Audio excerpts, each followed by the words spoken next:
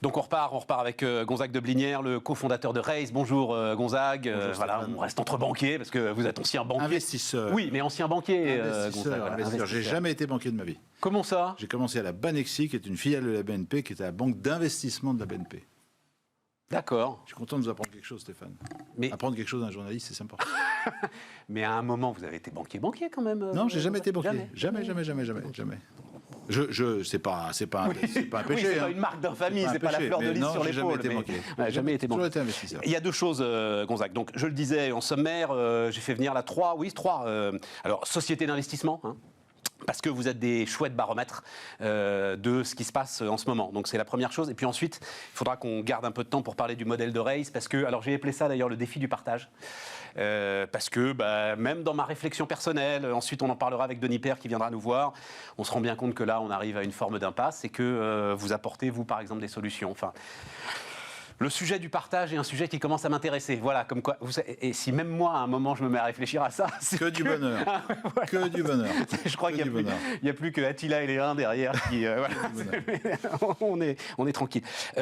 Donc Babylou, les crèches Babylou. Hein, je parle sous votre contrôle parce que pas mal de mid-cap, c'est ça. Vous investissez dans les mid-cap, vous investissez dans l'immobilier. Les start-up. Un petit peu. Oui, mais ce qui m'intéresse en fait, c'est small cap, mid-cap pour la façon dont vos participations sont en train de passer, le choc, et surtout dans la perspective d'un nouveau choc. Voilà. Donc, qu'est-ce que vous pouvez me dire là-dessus? Alors, vous savez, le monde du private equity, vous le connaissez très bien, Stéphane. On investit à un temps T et on revend 5, 6, 7, 8 ans, 9 ans, même plus tard, après. Ouais. Nous, comme nous sommes une société anonyme, on n'est pas un fonds, on peut vendre plus tard. On peut garder plus longtemps nos participations puisqu'on n'a pas besoin tous les 3-4 ans de lever de l'argent. On est ce qu'on appelle evergreen. Les gens du private equity, et nous les premiers, comme tout le monde, on choisit toujours les meilleurs managers sur le meilleur secteur, dans le meilleur marché. Donc déjà, ça vous donne une cible qui est plutôt résistante et résiliente aux crises en général. Ouais. Personne n'avait imaginé, avant le 17 mars, une crise de la pandémie, ça c'est clair. Nous, dans notre portefeuille, on a 13 participations, on en avait 18. Elles ont plutôt bien résisté. On n'en a pas une seule qui est dans le monde de l'aéronautique, qui s'appelle Socomore, qui est une entreprise qui traite les surfaces des avions juste avant de les peindre. Alors là, elle a beaucoup souffert, mais le patron, qui s'appelle Frédéric Lescure, est un type exceptionnel. Il a switché tout de suite dans la fabrication du gel hydroalcoolique. Donc il a fabriqué du gel hydroalcoolique, il a fabriqué des masques. Il avait l'outil industriel adaptable. Il s'est dit, il faut que je switch vite. Il avait l'outil adaptable, il n'a pas changé beaucoup dans son outil. C'est des cuves, hein. Vous imaginez des non, cuves. Je sais pas. Donc vous avez des cuves pour traiter la surface. Donc il les a transformées, il les a réadaptées, il a refait son outil de production et il a réussi à switcher dessus. On a des entreprises comme CWF. Ah non, mais attends, j'adore ça, Gonzague. Et donc le gars, il s'est fait. Je sais pas quel est le chiffre d'affaires. Vous l'avez en tête? 60 millions. Mais il n'a pas été chercher un chiffre d'affaires équivalent à ce qu'il avait. Non, mais il a connu la crise. Vous savez, la crise. Le confinement a eu lieu en mars, mi-mars. Ça a commencé à se sentir dans les entreprises à partir de, on va dire, juillet, août. Dans les chiffres, ça a commencé l'été, en septembre. Et là, pendant ce temps-là, il a reconstruit son usine pour faire autre chose. C'est ça qui est... Et ensuite, il va quand même repartir sur l'aéronautique. Ensuite, il va repartir. Du moment où il a fait une acquisition. Il est en train de faire une acquisition dans un métier connexe. Et puis, ça va repartir. C'était des métiers de très, très long terme. Ça, c'est quelque chose... parce que beaucoup m'en parlent. Il va y avoir énormément de M&A à la sortie de l'ensemble de cette histoire. Alors, il peut y avoir beaucoup de M&A, beaucoup de transactions. Je pense qu'il va y avoir surtout une remise en cause du monde de l'investissement. Parce que moi qui suis un des plus anciens dans l'investissement, puisque j'ai commencé non pas dans la banque, mais dans la banque d'investissement, en 81, quand même ça fait longtemps, j'en ai connu des crises. Et en fait, au fur et à mesure des crises, on a souvent pris les crises comme des opportunités pour le monde de l'investissement. Ouais. Le lendemain de la crise, on investit bien, donc c'est un bon vintage, on investit au moment où l'économie est un peu bas, et puis quand on revend, on investit. C'est plus comme ça que ça va marcher. Je pense qu'il faut investir au moment où les entrepreneurs en ont besoin. Et c'est pour ça qu'on a créé Raise avec Lara Guémard, c'est que notre angoisse, notre souci, c'est d'être plutôt un outil utile et bienveillant plutôt pas un piqueur d'assiette. Utile et bienveillant, mais il faut quand même derrière un taux de rentabilité. Il faut un taux de rentabilité, mais quand vous regardez le taux de rentabilité des fonds d'investissement, il y a un peu de marge pour faire un peu mieux dans l'impact, un peu mieux dans la bienveillance, rester un peu plus longtemps. Nous, chez Raise, on est plus attirés par le multiple que par le TRI. Si on vous dit vous faites 2 fois la mise en 2 ans, c'est magique. Si vous dites vous faites 2 fois la mise en 8 ans, c'est aussi très bien, mais le TRI est beaucoup plus faible. Vous voyez ce que je veux dire ? Patrick Artus, qui reviendra nous voir d'ailleurs, lui, c'est le cœur de sa réflexion, c'est qu'aujourd'hui... Il faut donner du temps. Non, le TRI est trop important. Oui. Les demandes des investisseurs sont trop importantes pour laisser suffisamment de place à l'investissement. Et donc, le blocage de productivité qu'on voit tous depuis des années, pour lui, c'est le cœur du truc, en fait. Je suis Le TRI aujourd'hui est le coût du capital. Je suis à 50% d'accord avec lui. Je pense qu'on ne donne pas assez de temps au temps. Mais quand on regarde, parce qu'il le dit depuis très longtemps, Patrick Artus, qu'on demande trop de Oui, rentabilité aux capitaux investis. Mais quand on regarde depuis des années, c'est toujours la même chose. Et plus on a... C'est trop parce depuis qu'on a des années. trop de liquidités. Il y a trop de cash. Le cash, quand vous avez beaucoup de cash que vous avez besoin de déployer, vous devez acheter, investir. Alors quand vous investissez dans alors c'est très bien qu'on ait cette discussion, Gonzague. Quand vous êtes avec des Parlant de raise aussi, quand même. Quand vous êtes, mais bien sûr, mais on a le temps. Vous avez Bismarck. Génial, voilà. génial. Quand on est face à des taux zéro, mais on peut accepter justement d'avoir un peu moins que, c'est quoi le TRI classique, 8, 9, 10, 15%. On peut être en dessous justement. Oui, mais l'entrepreneur, il n'a pas envie de s'endetter. Par nature, l'entrepreneur, par nature, il n'a pas envie de s'endetter, il n'a pas envie d'ouvrir son capital. C'est ça, sa nature. Ça, c'est vrai. Il n'a pas envie de s'endetter, il n'a pas envie d'ouvrir son capital. Et quand il ouvre son capital, il ne veut pas perdre sa gouvernance. Et c'est là où Raise existe. Il y en a d'autres, on n'est pas les seuls. Donc il ne veut pas perdre sa gouvernance. Et la deuxième chose, c'est qu'il veut qu'on reste longtemps avec lui. C'est-à-dire qu'il ne veut pas qu'on lui dise « Un jour, monsieur, moi l'investisseur, je veux sortir ». Il veut qu'on lui dise « Toi l'investisseur, je pense que c'est le bon moment que tu sortes pour moi l'entreprise ». Ah, ouais. C'est ça le reverse. Ouais. Et c'est là où je pense que Patrick a raison. Artus, il a raison. C'est qu'on n'utilise pas l'argent exactement comme il le faudrait. Ça vient doucement, mais on ne l'utilise pas comme il le faudrait. Et des crises comme celle-là, quand même, qui sont des crises majeures, parce que c'est l'arrêt de l'économie, ce n'est pas une disruption de l'économie, elle nous fait réfléchir quand même. Cette question, justement, de fonds propres, les entrepreneurs vont y réfléchir différemment après le choc qu'ils ont traversé, là ? Je crois que d'abord les entrepreneurs sont de plus en plus sophistiqués. Ils commencent à connaître tous les fonds, ils commencent à même les benchmarker. Ils disent celui-là est sympa, celui-là n'est pas sympa, celui-là il tourne vite, celui-là il reste plus longtemps, celui-là il a une vraie connaissance du marché, de la santé, de je sais pas quoi. Voilà, donc ils ont une vraie connaissance des fonds. En plus, ils ont une vraie connaissance de la manière dont on peut gérer la gouvernance. Ces fameux packs d'actionnaires qui sont quelquefois assez sophistiqués. Ouais. Donc ils sont de plus en plus aguerris à ce genre de partage avec les investisseurs.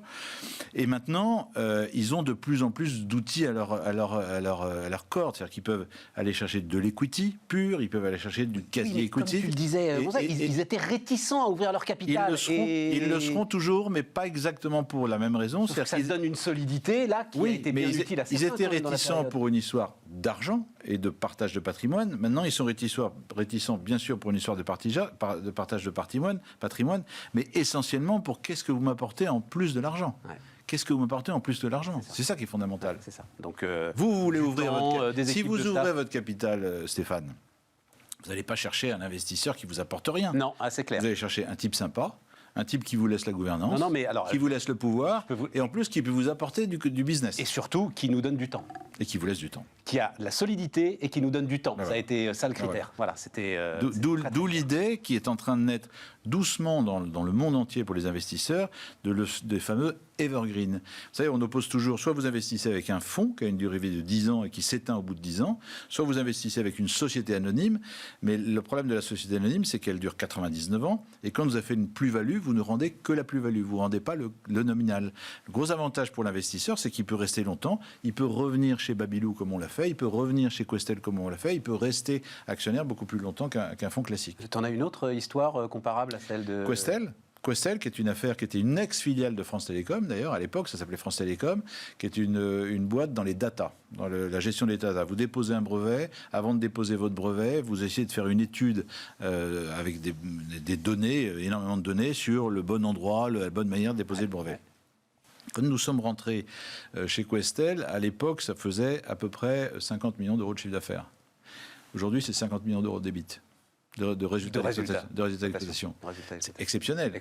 Le type, on lui a laissé la gouvernance, on lui avait laissé la majorité à l'époque, parce que maintenant les montants commencent à être colossaux, et puis il a fait beaucoup de croissance externe et de croissance interne. Mais avant de choisir son actionnaire, il a fait vraiment C'est tout juste s'il n'avait pas dîné avec... marché aux bestiaux. Ah non, mais c'est dingue. Il avait besoin de Il vous a regardé les dents. Mais presque ça, la personnalité d'être. Est-ce que vous, Gonzague de Minière ou Mathieu Blanc, parce que c'est Mathieu Blanc qui gérait le dossier, vous êtes associé, vous êtes actionnaire, vous allez rester longtemps, c'est vous qui allez suivre mon dossier pendant toute la durée, quand est-ce que vous voulez sortir Donc les entrepreneurs sont de plus en plus exigeants et c'est tant mieux. Donc, Raise, le modèle, c'est, je l'ai écrit pour être sûr, toutes les équipes d'investissement reversent 50%, on va dire, de leur intéressement, c'est ça ? Après le succès d'une opération. Et ils le reversent à des causes philanthropiques. À une cause philanthropique, qui est un fonds, qui est une fondation qui s'appelle Raise Sherpa. En fait, ce qui s'est passé, c'est que avec Clara Guémard, quand on a voulu créer Raise, moi je voulais créer avec elle une fondation pour aider le pays. Le pays, il m'a nourri, il m'a logé, il m'a soigné, il m'a éduqué, il me permet d'entreprendre. C'est en plein French bashing. Souvenez-vous cette phrase de Libération, il y avait une première de coupe, c'était Jeunes de France, barrez-vous l'avenir. Barrez-vous, oui, mais bien sûr. Et c'est à ce moment-là que on s'est dit avec Clara, il faut qu'on fasse quelque chose. Donc on voulait créer une fondation, mais pour créer une fondation, il faut faire la quête. Et c'est très difficile de faire la quête. Donc on s'est dit avec Clara, pourquoi ne pas créer notre business que moi je connais d'investisseurs. Quand vous faites une plus-value, vous avez 80% de la plus-value qu'il va à l'investisseur et 20% à l'équipe. Ce qu'on ne pourrait pas dire, et on est les seuls au monde à le faire, c'est pas 20% qui va à l'équipe, c'est 10% qui va à l'équipe et 10%, donc la moitié, qui va à cette fondation Raise Sherpa qui, elle, aide les entrepreneurs et les startups de façon philanthropique. 2013, on a été voir tous les grands groupes, les Danone, les Total, les Schneider, tous les grands groupes, on a, je pense, 2/3 du CAC 40 actionnaires chez nous, des institutions, des banques, des grandes familles aussi, et on leur dit, voilà, on veut créer quelque chose de bienveillant, citoyen et rentable. On n'a pas eu en face de nous des gens qui nous disent quel TRI vous nous donnez, au bout de combien de temps, etc. Non, moi c'est plus tes équipes qui m'intéressent. C'est les gars qui reversent, parce que Danone qui vous aide un peu, ça ne pose pas de problème. Donc on s'est dit... c'est les gars qui enlèvent 10% de leur prime. Il fallait quand même les convaincre. Hein. On a quand même récolté 450 millions d'euros. C'est quand même pas rien. En Evergreen, c'est pas rien. Maintenant, on a 1 milliard de sous-gestion avec toutes les talent, donc il n'y a pas que ça. Même si on a du talent, il faut quand même convaincre la personne. Et après, on a recruté des gens. On a des premiers qui sont Mathieu Blanc, Alexandra Dupont, qui sont des professionnels d'investissement. On a dit, écoute, voilà, démarre, viens chez nous. Au début, on ne pouvait même pas les payer. Donc pendant 6 mois, ils n'ont pas été payés. C'est une aventure incroyable. On fait un fonds unique. On a un peu envie de changer le monde avec Clara Guémard. On a envie de démontrer que la finance bienveillante qui partage... Attends, je termine. Donc, la finance bienveillante qui partage... Ils sont venus naturellement. Et aujourd'hui, c'est plus un sujet de recruter quelqu'un. Clara et moi, on reçoit... 4 CV par semaine. Parce que c'est quand même, il faut le dire d'un mot, c'est quand même des profils, les gars, les filles qui sont là, c'est des avions, quoi. C'est-à-dire, ils vont n'importe où. On peut me les débaucher comme ils veulent, absolument. Et donc c'est cette fameuse quête de sens, toutes ces histoires qu'on nous raconte là à longueur de journée, là, visiblement, ça fonctionne. Ça fonctionne avec Clara et maintenant toute l'équipe. On est une 60aine, maintenant c'est quand même pas mal. Depuis le premier jour, on a travaillé sur notre raison d'être. Quelle est notre raison d'être ? Pourquoi tu es venu travailler chez nous ? Pourquoi tu veux créer Raise avec nous ? Quelle est ta motivation principale ? Et je ne sais pas si tu te souviens, mais à l'époque, j'avais fait un article en disant « Je préfère être admiré pour ce que je donne que pour ce que je gagne ». C'est tout bête. Mais eux, ils ont non seulement le sentiment d'être utiles, parce que la fondation que nous avons créée, Raise Sherpa, elle est dans nos locaux. Donc le Mathieu Blanc, Alexandra Dupont, toutes les équipes qui, elles, sont des stars, comme tu le dis, ils se retrouvent à la cantine avec le patron de la fondation qui n'aura jamais d'intéressement, avec toute l'équipe de la fondation, ils sont une dizaine qui, eux, n'ont pas d'intéressement. Et ils voient ce qu'ils font concrètement. Et ils voient ce qu'ils font, et les gens de la fondation, ils savent qu'ils existent par la réussite de cette équipe de Raise Investissement, Raise Immobilier, Raise Venture. Et tout ça, ça s'échange. D'autant plus que notre écosystème, et ça on ne l'imaginait pas au départ, tout le monde se parle. Les grands groupes viennent céder des innovations et des startups qui sont chez nous, nos actionnaires. Les investissements dans le qu'on le fait, les Babylou, tu pourrais demander à Rodolphe Karl, il a vu beaucoup de startups qu'on avait dans notre écosystème. Ils viennent chercher peut-être le business de demain.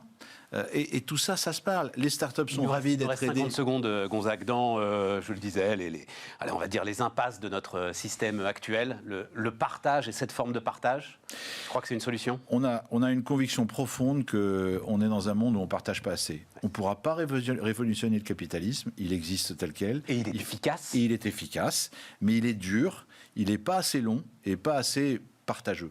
Et donc, ce mouvement pour l'économie bienveillante qu'on avait créé il y a 3 ans, on a quand même près de 5000 signataires, donc 5000 entrepreneurs qui partagent cette idée que de partager, ça rend plus efficace. Et il faut arrêter d'opposer le profit et le don.